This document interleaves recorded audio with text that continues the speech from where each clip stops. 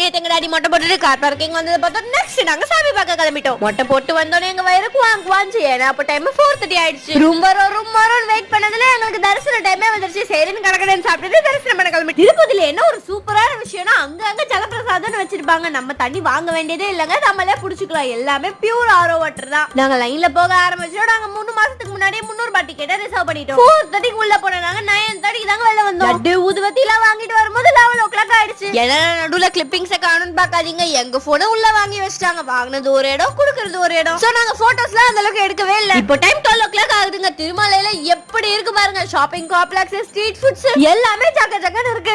நம்ம தாங்க ரூம் இல்லன்னு சொல்றோம். எவ்வளவு வசதியா இருக்கவங்களும் எப்படி படுத்து தூங்குறாங்க பாருங்க. எல்லாருமே சேஃபா படுத்து தூங்குறாங்க. இவங்கள மாதிரி தாங்க எங்களுக்கு ரூமே கிடைக்கல. எங்க டாடியோ சக்திவேல் அங்கிளும் இந்த மாதிரி ஷெட் போட்டிருக்க இடத்துல போய் படுத்துட்டாங்க. நானும் எங்க மம்மி எங்க தம்பி காலையிலே படுத்துறோம்.